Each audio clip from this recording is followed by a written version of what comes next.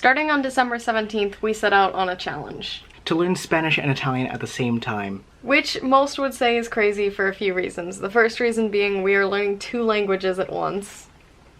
The second reason being that they're both Romance languages. And then the third reason being that we're learning both from scratch at the same time. So over the course of this video series, we're going to be seeing if it's possible and if it possibly even helps us learn these languages faster. And along the way, we're also going to be testing out Mango Language's website to see sort of what level you get to by the end of the course. This is the second video in the challenge, so if you want to see our first few weeks of progress, there will be a video down below. In the sidebar, in the cards, everywhere. We hope you enjoy. It's not even noon yet today, and I've actually already done so much, which feels real great. Got up at 5 this morning. Chapter 8 was really quick in Italian, but I still need to finish it in Spanish. Spanish seems to have more lessons in it than Italian does, so I'm currently working on that. We finally learned things like benissimo, malissimo. Is it malissimo? I definitely am trying to spend more time on my Italian just because I feel it is slugging behind my Spanish. It's very interesting how Indo-European languages are so similar with, and especially the Romance languages are so similar with their use of the reflexive, and even a lot of the genders between nouns of these 2 languages are so similar. Me duele la cabeza. I'm trying to get the intonation right, because I feel like that also helps me to differentiate the languages, you know? Paying very close attention when I'm doing the lessons to the intonation of each word, and specifically sentences and how the rhythm goes. Knowing that helps me to differentiate the 2. Yeah, I really should have no excuse for getting stress wrong in Spanish, but it's gonna happen, I know it will. And I just need to fight that as much as I can. Yeah. Creo que tiene dolor. Creo que tiene dolor. Creo que tiene dolor de estómago. Creo que tiene dolor de estómago. So, oh wow, I need a haircut. Oh my, that's real bad. Pretty much yesterday, I just did some in bed right before I went to bed. I did the first lesson of chapter 8 for both languages. And then today, I actually got a ton done. And I will just tell you that I did all of chapter 8 and all of chapter 9 for both languages. I'm so happy with that. Especially since I didn't get to do much yesterday, and since I'm now trying to do a chapter a day, I'm really glad that I got to catch up and do 2 chapters today. And tomorrow, my goal is obviously to do chapter 10, and then I'll be done with the first unit, and I'm really excited about that. But also, I just found that chapter 8 and 9 have definitely been the best chapters I've done so far. Chapter 8 is all about, like, asking for help and emergencies and stuff, and it's made me realize that I wish that more courses did that early on. I feel like most books and things that I've used have a section that's like going to a doctor's and stuff, but it's usually towards the end. But if you think about it, if you're going to a country and you're learning some of the language, even if you learn none of the other parts of the language, shouldn't you at least know how to ask for help if there's like an emergency medical situation or something? So yeah, I wish that more courses had things like that, just because it feels like very useful information to know, especially because also I don't know how much we've talked about this, but while I was in Germany this summer, I actually got really sick, and Matt and I, neither of us actually knew how to ask for help. Somehow Matt went through like 7 years of school and was never taught how to talk about symptoms of illness in German. So we had to Google things in order to talk to a pharmacist about my problem and what I needed help for. So I'm just really glad that I have that information. It also allowed me to just learn a lot of new things, like I'm not feeling well and just like I'm feeling well. Even like the subjunctive was introduced to me in Spanish, which I don't think stuck in my head at all. It's a little too early for the subjunctive, but I think that was super helpful. The thing I have noticed though is that the courses vary a little bit based on the language, which is good in the sense that if you're studying multiple languages, you're not doing the exact same thing in every course you do on Mango. But I find that I like the structure of the Italian course a little bit more. Just beyond me being slightly partial to the Italian language right now, I feel like that course is structured in a way that just kind of clicks with me a little bit better. It just makes a little bit more sense to me. And then lesson 9 was things like asking for people to repeat phrases and asking what things meant and stuff, which is all super useful, so I'm glad that I finally got that. I feel like sometimes courses are just structured in a way where what I want to learn first isn't necessarily there, and I don't know if that's just because I'm not usually learning for tourist reasons, so sometimes I want things that I find useful a little bit earlier on. But I feel like in general, knowing how to say like could use slow down. Can you repeat that? And what does that mean? Probably come a little bit more towards the beginning, so I guess my one critique so far is that I wish that that was an earlier lesson in the course. I mean, I got to this point pretty quickly, so I guess as long as you power through the first few lessons, you'll get there eventually. 8 and 9 have just been like exactly what I needed, and so I'm really excited to do chapter 10 and then move on to unit 2, where I feel like it's just going to be more and more things that I actually need as it also gets less and less touristy. So in general, I'm feeling really good right now. ¿Qué pasa contigo? ¿Qué pasa contigo? ¿Qué pasa contigo? ¿Hay un doctor aquí? ¿Hay algún doctor aquí? ¿Hay algún doctor aquí? But I'm just, why do you have the accent on ningún, but you don't have it on ninguna? Because it's the same stress. Sí, me duele la cabeza. That's ¿Hay un here. hospital cerca? I've been doing that. I've been closing my eyes when the listening is happening, or well, the conversation's happening, so I don't look at the English or just rely on the text solely, because I'm really trying to get these down. I love the way the Latin American D sounds. The puede. Oh, ¿quiere llame un doctor? ¿Quiere que llame Que a llame a un un doctor? doctor. Okay, I wasn't sure if we had K there. I imagine though. And then that's subjunctive, that llame. ¿Quiere que llame a un doctor? ¿Quiere que llame a un doctor? ¿Quiere que llame a un doctor? Also, I learned this acronym for when to use the subjunctive in Spanish today, and it made me laugh. It is nearly 9:30 at night, but I have yet to do my Italian and Spanish for the day. Scusa, come si dice questa palaro in italiano? What's the way to say, my boyfriend doesn't feel well? Il mio ragazzo non sta bene. Il mio ragazzo non sta bene. So, as many of you know, I keep this journal in all of my languages, but I have not yet written something in Spanish or Italian, so I decided that after I finished the first unit, I would go and write sort of a Unit 1 journal entry, and I'm gonna read that to you guys. And so I've done that in Spanish, and then I'm gonna go and do chapter 10, finish up Unit 1 for Italian, and do the same thing for Italian. And then I will move on to chapter 11 at the start of unit 2 for both of them. So here is my first journal entry for Spanish. Hola, buenos días. Yo tengo un buen día, pero estoy cansada. Yo soy estadounidense y yo hablo inglés. Hoy no me siento bien. Estoy mareado y me duele el estómago. No creo que tengo fiebre alta y no necesito un doctor o una ambulancia. Estoy aprendiendo español con Matt y con Mango Languages. Entiendo un poco de español, pero yo no tengo pronunciación perfecta. Estudio un poco de español cada día, pero debo practicar y estudiar más. Gracias. I feel like a lot of my problems at this point are confidence-wise. When I'm pronouncing things, I'm kind of like, is that how that's pronounced? And just getting used to things like making my R's a little bit more rolly. I still have a lot of trouble with that. I've never been able to roll my R's ever. But I think I'm starting to get to the point where my R's are at least sounding somewhat tapped at the very least. And I was honestly really surprised at how much I was able to write. So if I show you, it took up like half a page almost, more like a third of the page. I feel like I was able to say a lot, and part of it might have been because I'm conveniently sick right now, so I was able to use all of my like illness related words that I'd learned. But I don't know, I'm feeling really good after that, so I'm excited to now do chapter 10 in Italian and then do the same thing.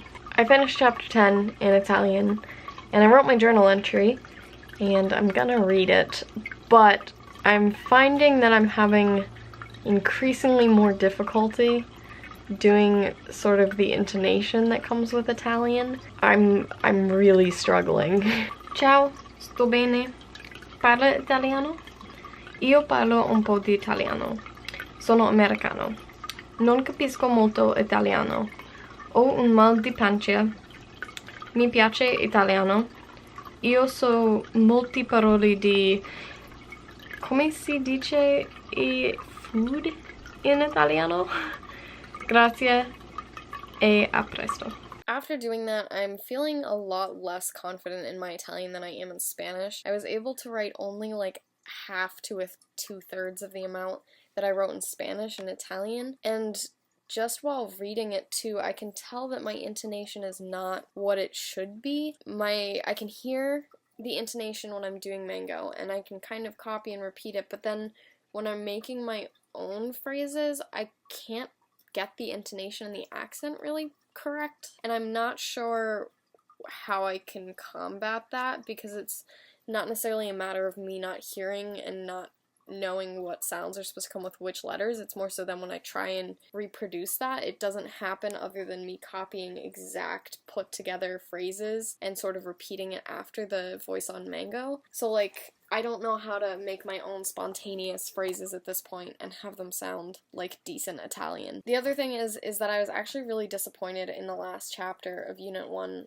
for Italian, where I was really excited for the Spanish one, and I was saying how much I learned and how much I was able to talk about in regards to my own life, and I was able to express how I was learning Spanish and things. The last chapter in Italian talked about food again, and when I was going back through my notes too, for writing this journal entry, because I was like, man, I don't feel like I can say as much, I found that like most of my notes are food related at this point in time, and so while I could have like staged a conversation for you guys where I talked about ordering food and I need the bill and I'm gonna pay with my credit card and all that sort of thing, I want to be able to say things that are actually relevant to me, and that's not currently relevant to me. And so at one point in our last video I said that I was liking the structure of the Italian course better. I think now I might be liking the Spanish course a little bit better, just because I feel like I'm getting so much food information, and I know that food is like a relevant part of Italian culture, and I know that a lot of people are learning Italian to cook or to go to Italy and eat food, but as someone who's learning it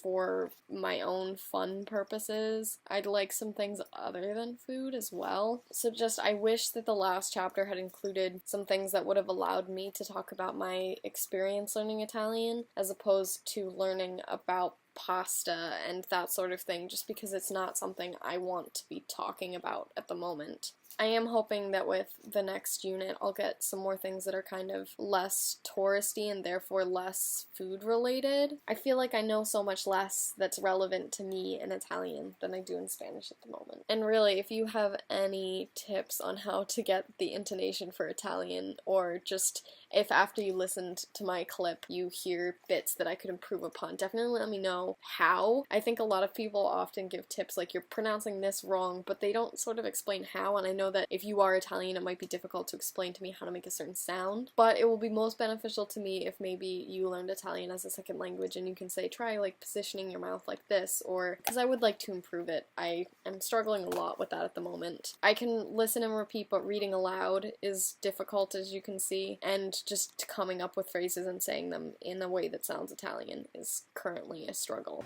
Okay, so, hola, ¿cómo está?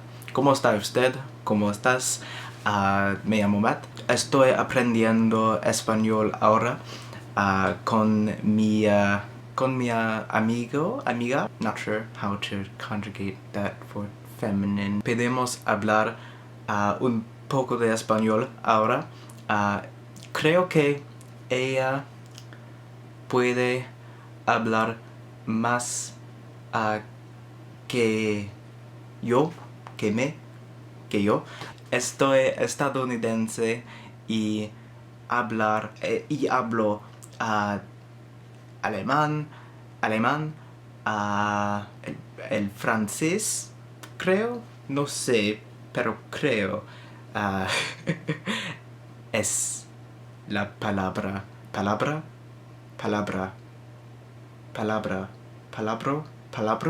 Me gustaría aprender más.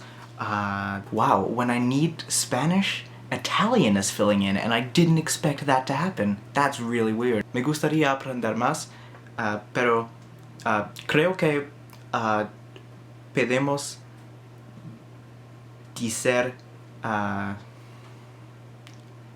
algo más importantes. No sé si está correcte.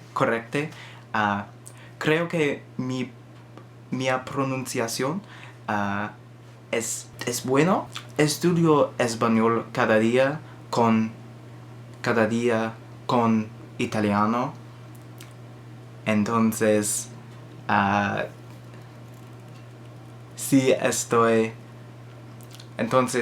estoy aprendiéndolo los dos.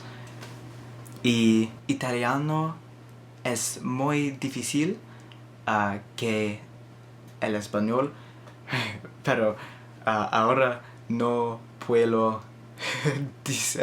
hablar mucho en español. Pero French words are coming, that's so weird. ¿Cómo es mi pronunciación? Buongiorno.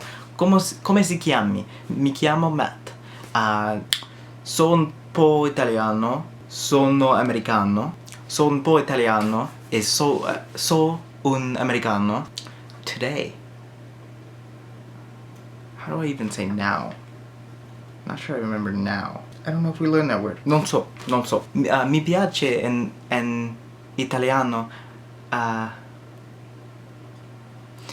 e the sound. Mi piace la pronuncia di italiano, dell'italiano? Non so. Dell'italiano? Mi piace la pronunciazione. La pronuncia italiano. Oh, no. Mi piace la pronuncia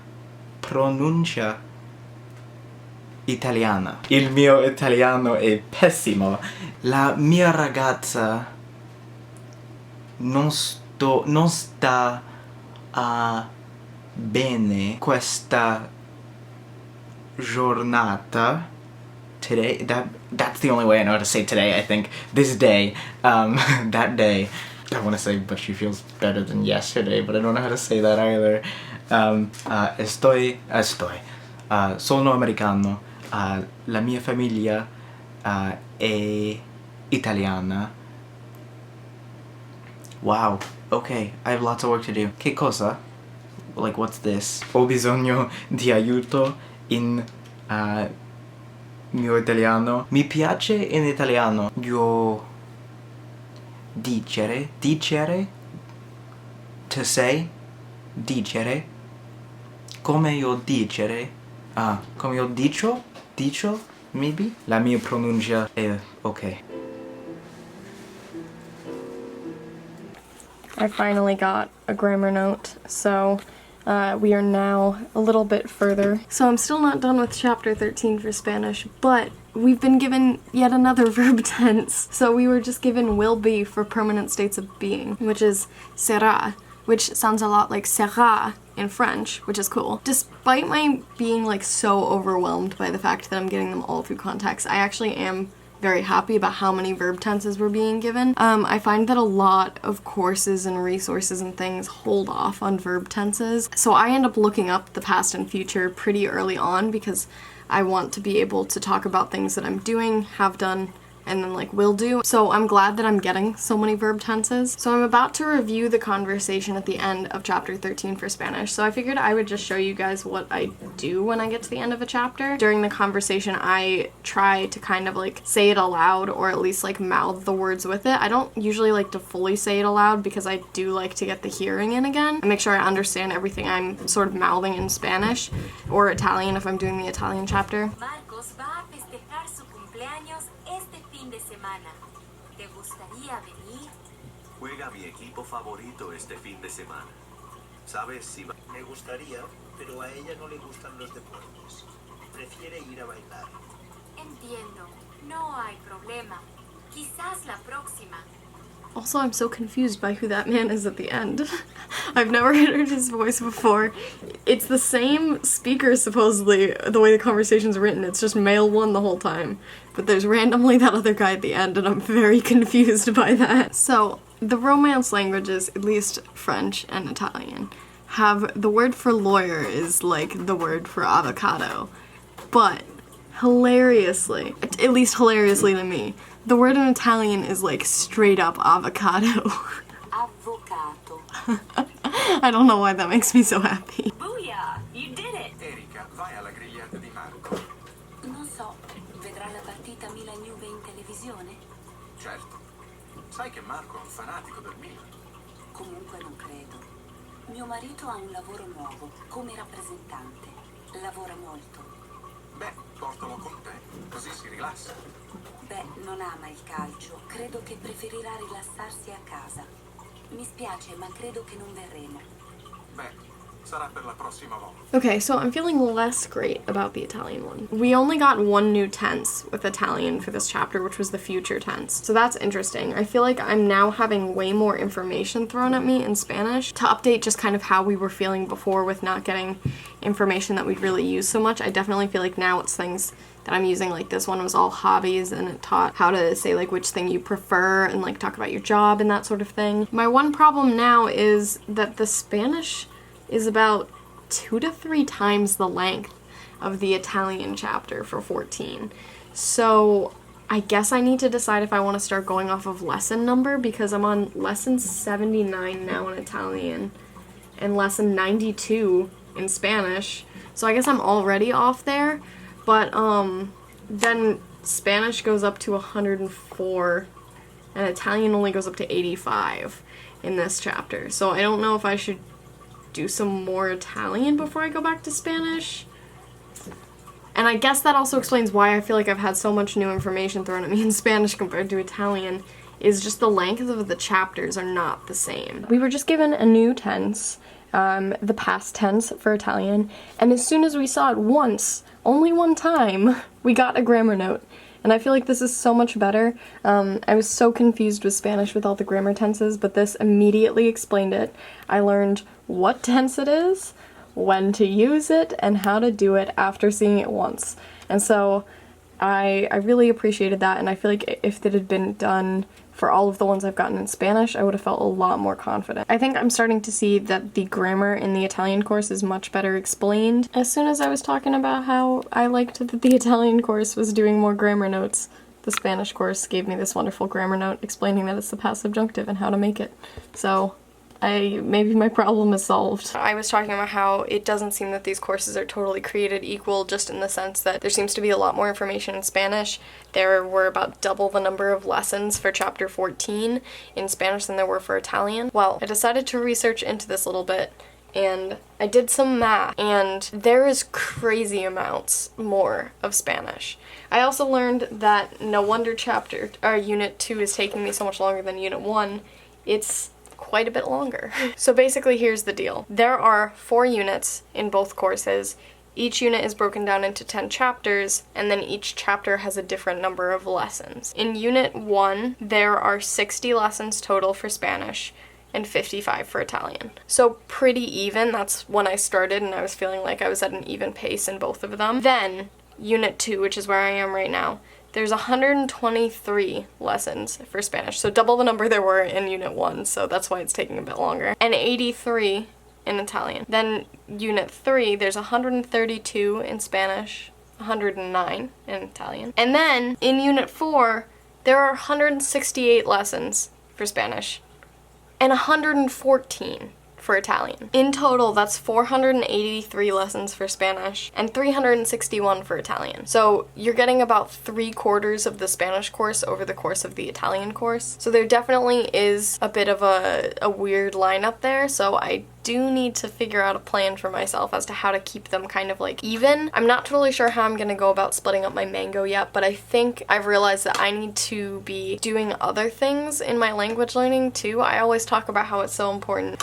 to use multiple resources, and I think I've just kind of fallen back on Mango because it's so easy to use. It's like one of those things where the site is so, I guess, like user-friendly and sort of like fun that it feels less like studying and work and stuff. And also I feel like I just absorb the information pretty well, other than my need to look up grammar charts and stuff. Like, I think the information is presented in good amounts, even if I feel like it's not. Like, I did a lot of review today because I was like, I don't know, am I like doing the right thing by not staying back and doing every single review thing? And I was getting all of them right, so it apparently does work for me. So I do feel like I'm learning a lot. I think I need to get some other resources in my life. Matt and I have been working on getting some Skype lessons set up for Spanish and Italian, so I think that'll help. That'll force me to practice speaking more as well in situations other than this, which I think is what I need, because I was feeling kind of limited to this these scenarios since it was given to me in context. So I'm happy to have situations where I'll be able to speak not within this context. But I think I need to find something for Italian too, maybe to kind of keep it at the same level my Spanish is, even without getting that from the course. So I'm not sure if I want like a textbook or something, because I don't think I really do. But perhaps just like reading a story using the Mango Reader or something. Like maybe just something little like that to keep myself at the same pace.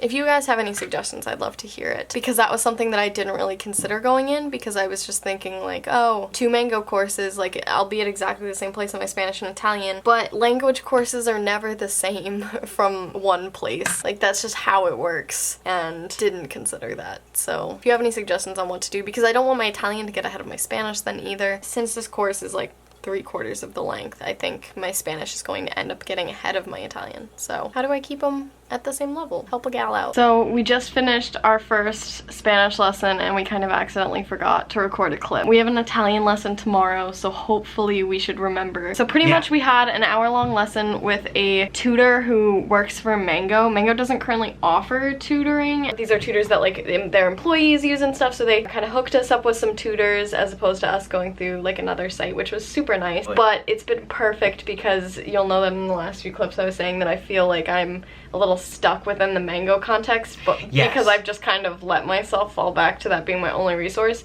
So it was really nice to have like something else. So basically we have a teacher, it's not like a conversation practice, which is what I like out of language lessons. So it was really sweet. She came with like a Google Doc pretty much. It was an hour long, but it went by like really fast. And it just felt much more real. Like it took the lessons out of context for me, which I think was really good, and like made it feel very useful, and like it made the recall of the words feel more urgent, because like, oh, I needed to communicate with this person right now, so it like really like remember this stuff, and it felt really good. Yeah, we have homework. I think it's nice to have a set class and set homework, because it keeps you at least accountable. Then it's much more like accountable. Very much like. But I really liked the homework for that too, because then it wasn't like practice your Spanish or like continue in the course. It was like finish these chapters of the Mango course so we can discuss things from that, because now I have. We've been given our strengths and weaknesses. Apparently we're great at a lot of things with the diphthong.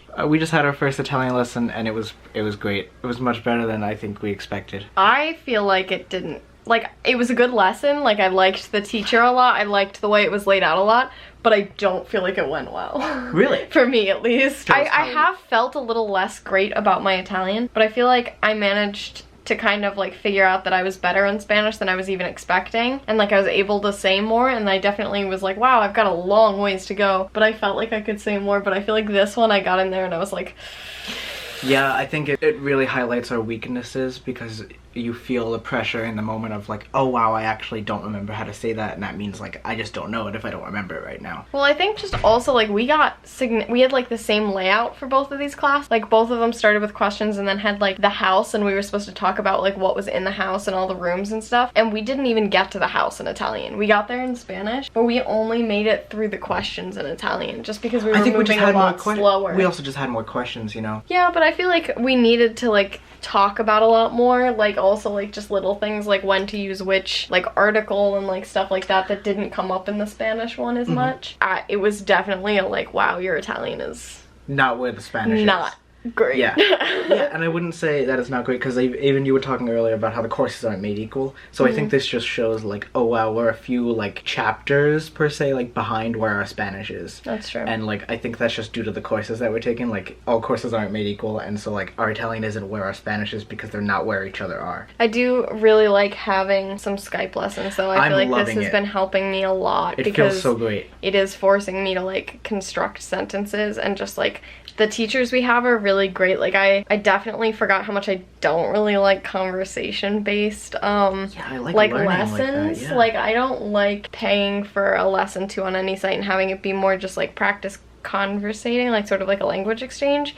I feel like I don't get as much out of that as I do when it's more of a structured thing and my teacher's like writing things down and like asking me specific questions and we're going over things I've got questions about. So I really appreciated that in these lessons, and I'm glad that I have that kind of structure. Yeah, and like the grammar things that I've been struggling with, and just like the whole of the Italian language, which I was freaking out before this lesson because I think my Italian's awful. You saw my diary earlier in this video. I'm not proud of my Italian. I think it's like a lot worse than my Spanish, and I was like having an anxiety attack. And then we got in this lesson and just like I had a lot of fun. And so I think that's all that matters, and like I learned a lot and solidified lots of things, and it's gonna help me going forward having had this experience, I think. So thumbs up for me. We have more next week. It's gonna become a weekly thing where we have Spanish on Friday nights and then Italian and the afternoon on Saturdays. So that should be good. It should force us to keep up with our studies, and then also force us to keep practicing speaking and things. So and it's like we have homework too, which is nice. Exactly. Yeah, I'm excited. I need to go back and take notes though, because I found that I kind of don't want to take notes during the lesson because then we end up going back and adding things in. So I need to take down notes for both the Spanish lesson from yesterday and the Italian lesson from today. But it was cool. Yeah. I said a full sentence, which I'm proud of. So that brings us to the end of our second installment of our Mango Romance Challenge series. The third one should be out in 2 weeks, question mark? Who knows? But until then, if you want to join us and learn 2 languages from the same family at once, especially if you want to learn 2 languages from the Romance family, especially if you want to learn Spanish and Italian, you can join us with Mango Languages, get the same full experience that we're getting, and we will have links down below for that. Till then, we'd like to know if you have any tip for our Spanish or Italian pronunciation, because I noticed a running theme while editing the video last night. We both are like, how do I say this? Can I get some help? So if you've studied Spanish or Italian or both, please let us know how to say things better. We'd love to hear. I'm considering just hardcore studying the IPA, but is there a better method? Please let us know. And remember, practice makes progress. Bye. This whole challenge is based on the linguistic idea that the similarities between languages of the same family will help you to reach an intermediate high level more effectively and efficiently. So we basically were given a few ideas as to the challenge before beginning it. We could have done Germanic families, Slavic.